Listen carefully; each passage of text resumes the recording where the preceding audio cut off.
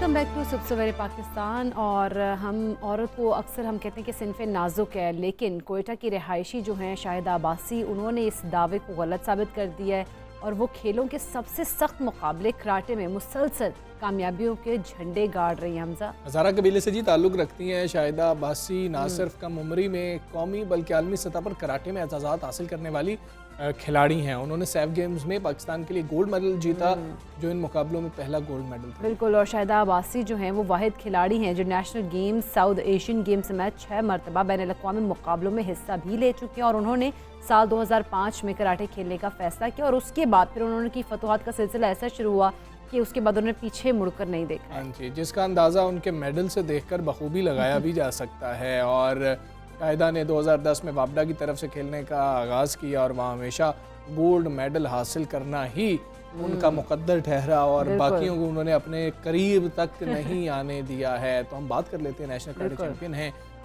शाहिदा अब्बासी साहिबा हमारे साथ में। शाहिदा अस्सलाम वालेकुम, गुड मॉर्निंग। पहले तो ये बताएं, जब आपने फैसला किया कि कराटे खेलने, तो ये फैसला कैसे किया और क्यों किया? अस्सलाम वालेकुम टू ऑल। जैसे कि आप सबको पता है कि हम हमारे माशरे में लड़कियों को किस अंदाज से देखते हैं, कहते हैं कि लड़कियां नाजुक सी होती है, तो मतलब हर उनके लिए 7 बजे से बाहर जाना बहुत मुश्किल होता है। तो हमारी ये रूटीन इतनी ज़्यादा है, जैसे हम हमारी सेंटर्स वगैरह, हमारी क्लब की ट्रेनिंग की टाइमिंग 10 बजे से 8 बजे से लेकर 10 बजे तक है। तो मतलब माशरा इस तरह था कि अगर हम सेल्फ़ डिफेंस ना सीखे, इस तरह मैं ये नहीं कर रही माशरे के लिए, इंसान को चाहिए, हर किसी फ़र्द को चाहिए कि वो अपनी सेल्फ़ डिफेंस के लिए कुछ सीखे। तो मैंने कहा चलो मैं भी कुछ सीखती हूँ। मैं गई क्लब कराटे में, तो पहले मैंने यही आगाज़ किया था इस अंदाज से कि मैं जाके कोई अगर मुझे पीछे से आवाज़ दे तो मैं उसको खूब मुक्का और किक मारूं। लेकिन जब मैं आहिस्ता आहिस्ता आगे बढ़ती गई और इस तरह मैंने पाकिस्तान का नाम रोशन किया, अपने सूबे का नाम रोशन किया, अपने डिपार्ट का नाम रोशन किया, तो इंसान की सोच भी वाज़ेतर होती जाती है। तो मैंने सोचा कि मैं जाकर पाकिस्तान का नाम ऐसा रोशन करूं कि जो लोग पीछे से आवाज़ देते हैं वो आके मेरी अप्रिसिएशन में कुछ कहे, वो जाके कहे कि तुमने पाकिस्तान का नाम रोशन किया है, तो इसी तरह हम तुम्हारी रिस्पेक्ट करेंगे। मैंने कहा इससे पीछे कि मैं मुड़ जाऊं, उनको आवाज़ दूं, ये बेहतर है कि मैं पाकिस्तान का नाम ऐसा रोशन करूं कि लोग फिर मेरे इस्तकबाल के लिए आए। तो आज भी ऐसा ही है कि जो लोग मुझे कहते थे कि कराटे छोड़ो। लेकिन हमें ये बताइएगा, इस तमाम अरसे में जब आप ट्रेनिंग भी कर रही हो, कोई सीरियस इंजरी वगैरह भी हुई आपकी?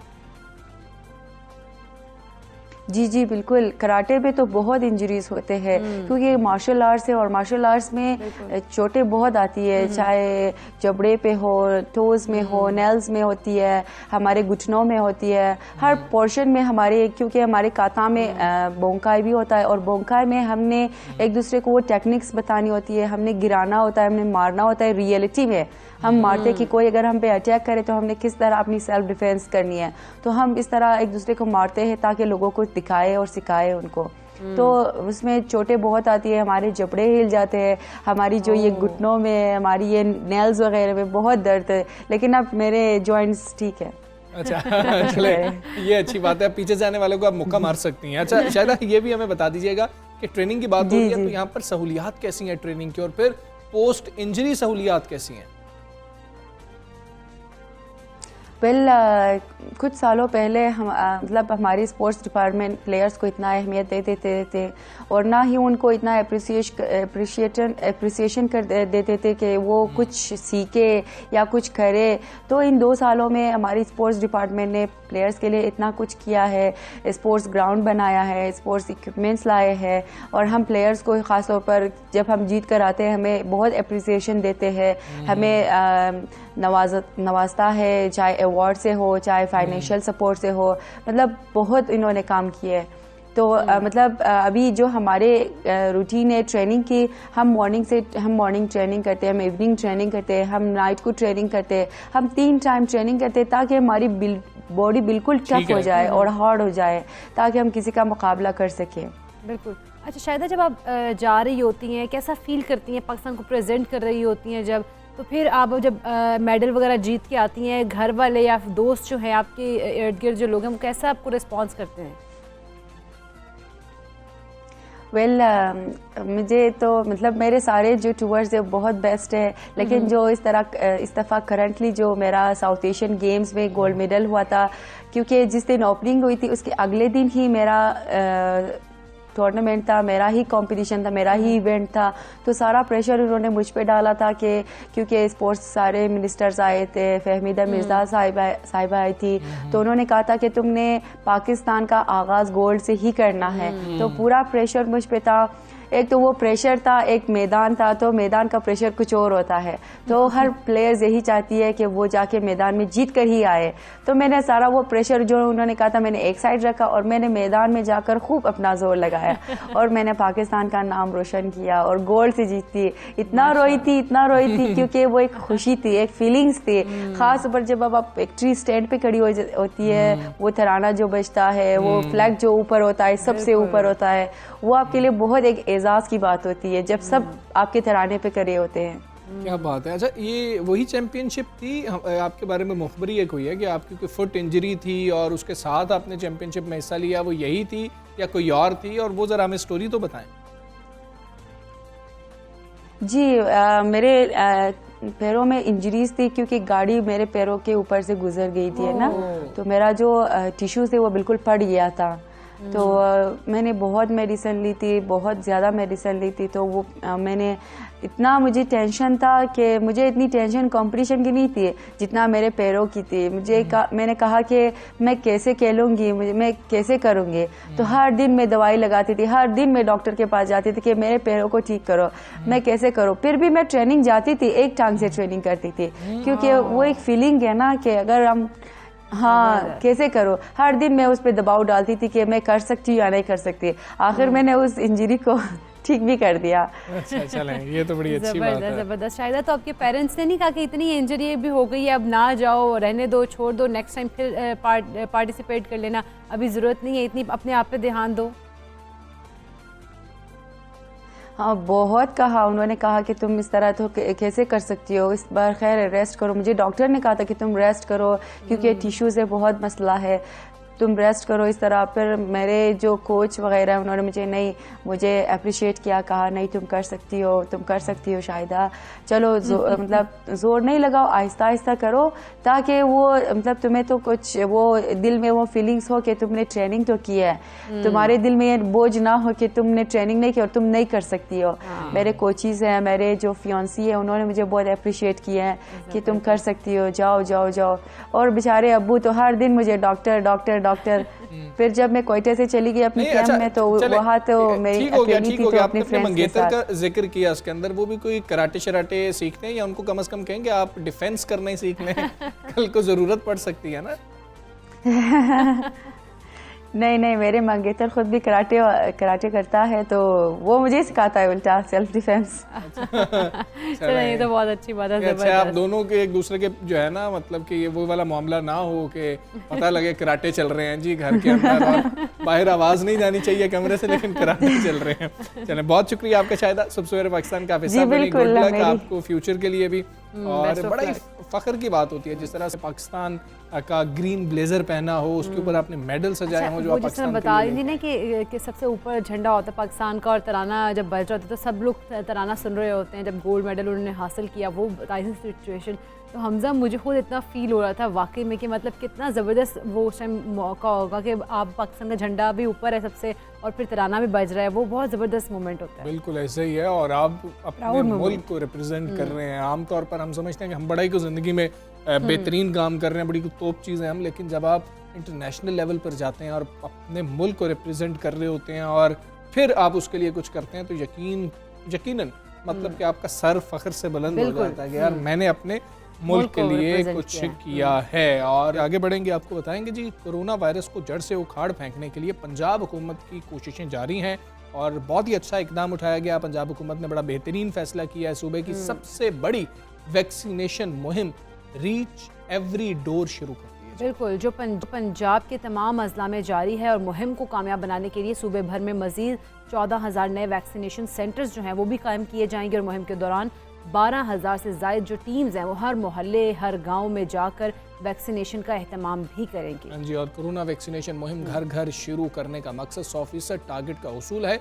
मुहिम 12 नवंबर तक पंजाब के 36 अजला में इकरा जारी रहेगी। बिल्कुल हमजा, अगर हम बात करें तो घर घर मुहिम को कामयाब बनाने के लिए ज़िलाई और सूबाई सतह पर फोकल पर्सन जो हैं वो तैनात किए गए हैं, जबकि वैक्सीन लगवाने से इनकार करने वालों के खिलाफ ज़ाब्ते की सख्त कार्रवाई भी की जाएगी। और दूसरी जानब अगर हम बात करें चीन और अमेरिका से कोरोना की 66 लाख जो डोजेज़ हैं वैक्सीन की वो पाकिस्तान पहुंच गई हैं। हाँ जी, वजारत सेहत के मुताबिक चीन ने पाकिस्तान को साइनोवैक की 30 लाख डोजेज़ बतौर तोहफा दिए हैं, जबकि कोवैक्स से 36 लाख डोजेज़ की खेप भी पाकिस्तान को मौसूल हो गई है। और इस नई मुहिम से बात करेंगे तर्जमान पंजाब हुकूमत हसान खावर साहब हमारे साथ मौजूद हैं। हसान साहब अस्सलाम वालेकुम, good morning. Reach every door के तहत कितने अफराद को वैक्सीन लगाने का, वैक्सीनेट करने का प्लान बनाया जा रहा है, और थोड़ा सा इस मुहिम के बारे में बताइएगा। देखिए, ये जो हमारी कैंपेन है रीच एवरी डोर, यानी कि हमें हर दरवाजे हर घर तक जाना है। इसके अंदर हमारी कोशिश ये है कि पंजाब के ज़्यादा से ज़्यादा लोगों को हम वैक्सीनेट करें। पंजाब में 8 करोड़ 10 लाख लोग ऐसे हैं जिनको वैक्सीनेट होना है। इसमें से 49% लोगों को हम या तो 1 डोज लगा चुके हैं या 2 डोजेस लगा चुके हैं, यानी कि 2 करोड़ से ज़ायद लोग ऐसे हैं जिनको दोनों डोजेस लग चुकी हैं, और 1 करोड़ 80 लाख लोग ऐसे हैं जिनको 1 डोज लग चुकी है। अगर हमने पंजाब को महफूज बनाना है तो हमें इसको 80-90% पे लेके जाना है। तो हमारी कोशिश ये है कि हम अपनी कैंपेन इस तरह से लॉन्च करें कि 2 फेजेस में लोगों तक पहुँचें। इस कैंपेन के जो 2 फेजेस हैं, पहला फेज उसमें से शुरू हो चुका है 25 अक्टूबर से, और ये 12 नवंबर तक जारी रहेगा। और हमारी कोशिश ये है कि इस कैंपेन में हम तकरीबन 1.5 करोड़ लोगों तक पहुँचे। इसका अगला फेज दिसंबर में आएगा, और हमारी कोशिश होगी कि मजीद 2 करोड़ लोगों तक हम इस कैंपेन के थ्रू पहुँचें, ताकि जब ये कैंपेन ख़त्म हो तो पंजाब की 80 से 90% आबादी जो है वो वैक्सीनेटेड हो, ताकि हम महफूज तरीके से आगे चल सकें और मईशत का पहिया भी जो है वो चलता है। बिल्कुल ठीक है, तो अपने फेजेस के बारे में बताया, लेकिन घर घर वैक्सीनेशन मुहिम कितना अरसा तक चलेगी, और क्या ये जो है डेटा इकट्ठा किया जाएगा और फिर उन घरों तक जाया जाएगा जहाँ पर वैक्सीनेशन नहीं हुई है? जी देखिए, अभी तक हमारे पास 600 तकरीबन 25 वैक्सीनेशन सेंटर्स थे पंजाब में, और उसके अलावा 37 मैस वैक्सीनेशन सेंटर्स थे जो लोगों को वैक्सीनेट कर रहे थे। ठीक है। लेकिन ये जो सेंटर्स हैं इनका जाहिर है कि एक अपना कैचमेंट एरिया है, और इनकी मुल्का जो आबादियाँ हैं वहाँ से लोग इनमें वैक्सीनेशन के लिए आते थे, और ये अब आहिस्ता आहिस्ता सैचुरेट हो रहे थे और वैक्सीनेशन की स्पीड स्लो हो रही थी। जो लोग दूर अफ्तादा इलाकों में थे वहाँ के लोग यहाँ पर नहीं आ पा रहे थे। हमने उसके लिए ये किया कि हमने वैक्सीनेशन का डेटा जो है उसको GIS पे प्लॉट किया, और हमने ये देखा कि पंजाब के वो कौन से एरियाज़ हैं, वो कौन सी यूनियन काउंसिल्स हैं जहाँ के लोगों ने वैक्सीनेशन कम करवाई है, और फिर हमने सोचा कि हमें इन तक पहुँचना है।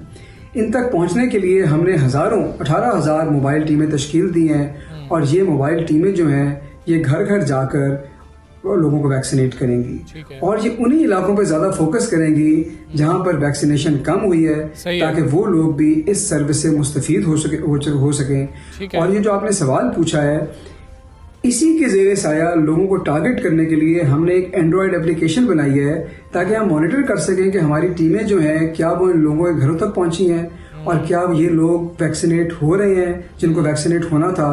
और हम एक सेंट्रल डैशबोर्ड के जरिए इसकी मॉनिटरिंग कर रहे हैं।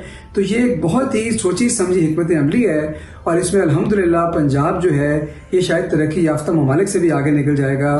जैसे हम इसको लेकर वैक्सीनेशन से इनकार कर रहा होगा, टीम चली जाती है और दरवाजे पर मौजूद होती है, एक शख्स लगवाने को तैयार ही नहीं है, फिर क्या होगा? क्या कोई लाएमल तरतीब दिया गया?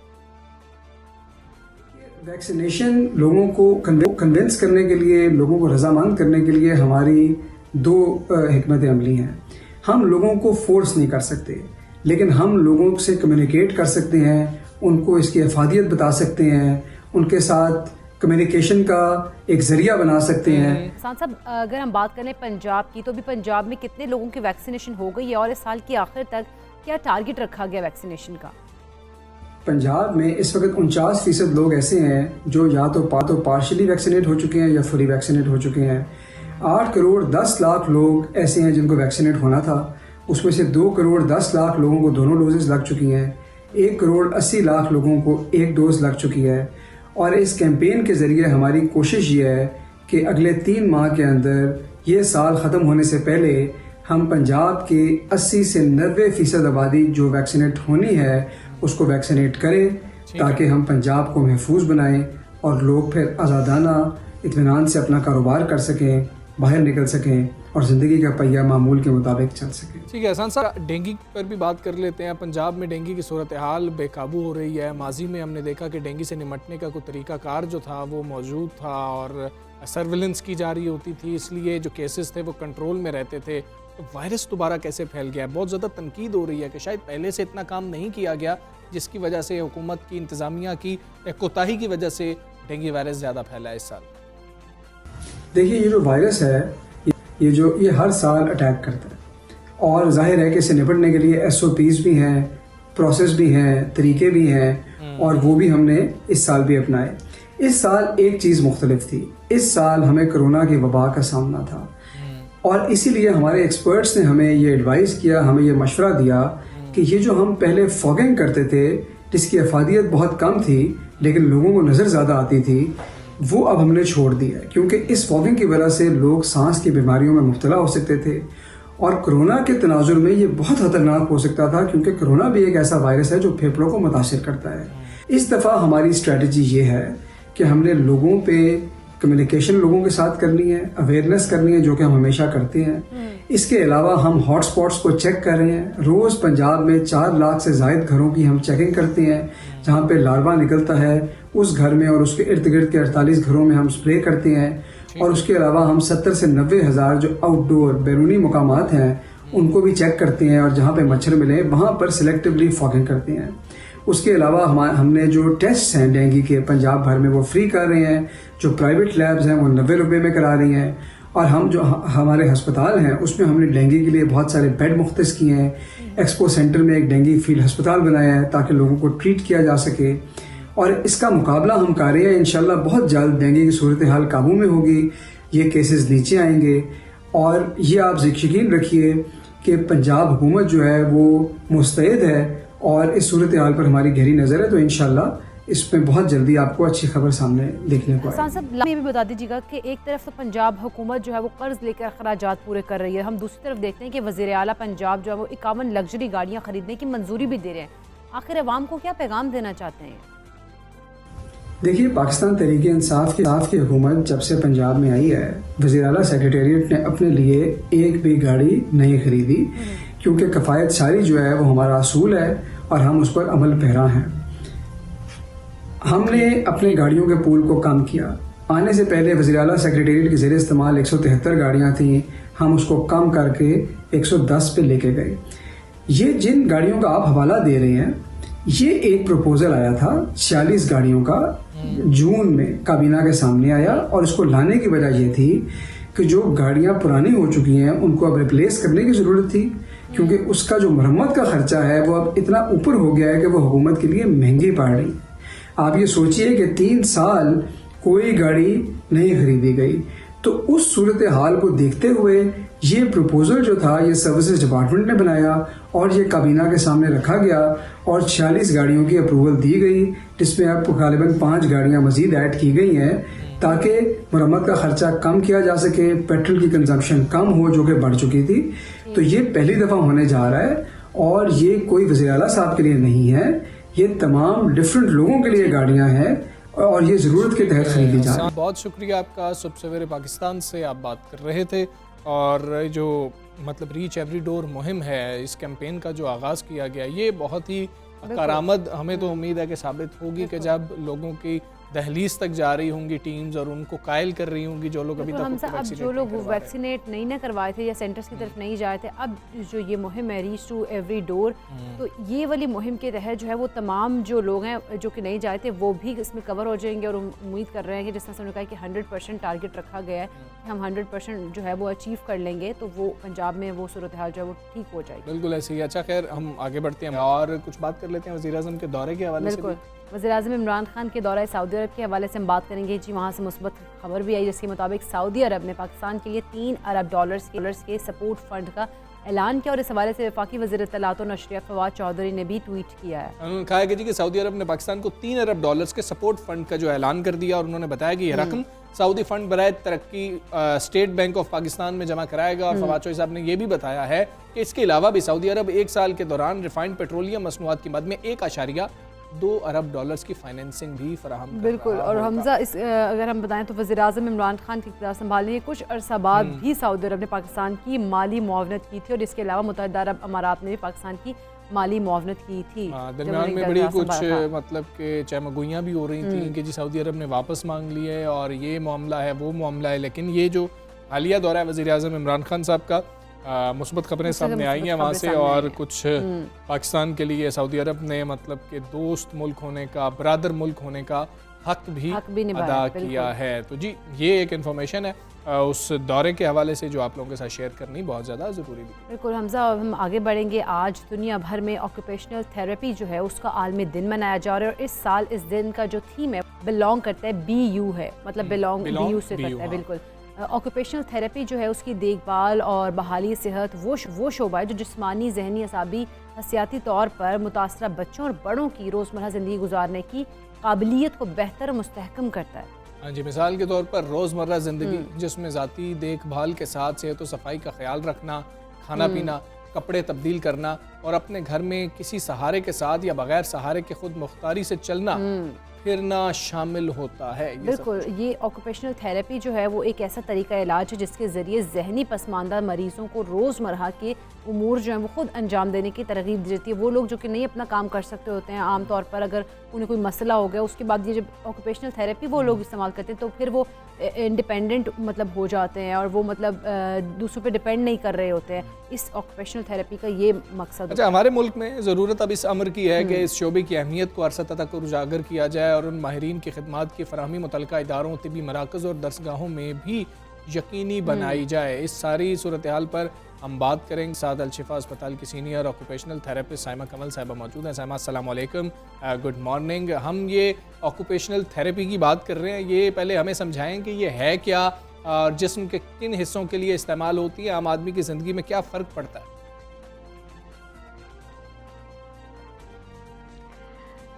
ऑक्यूपेशनल थेरेपी जो है बेसिकली एक ऐसा ट्रीटमेंट है जिसमें हम फंक्शनल डिसेबिलिटीज़ पे काम करते हैं।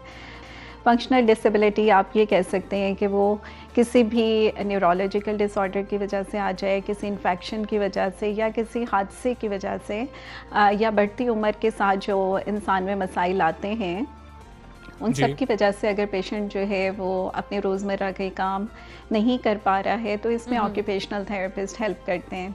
इस तरीका इलाज में नॉर्मली ये होता है कि हम पेशेंट के फ़िज़िकल जो फंक्शंस हैं उनको इम्प्रूव करते हैं। जैसे अगर फालिज की वजह से किसी एक हिस्से में कमज़ोरी आ गई है या फिर ये है कि पेशेंट का कोई हिस्सा नम हो गया है, उसे किसी किस्म के सेंसरी इश्यूज़ आ रहे हैं या उसके सोचने समझने की जो ताकत है वो इतनी अच्छी नहीं रही, तो इन सब चीज़ों की वजह से ऑब्वियसली आप देखेंगे ये तमाम की तमाम चीज़ें हो रही हैं तो उसकी वजह से पेशेंट अपने रूटीन के काम इजीली नहीं कर पा रहा होता।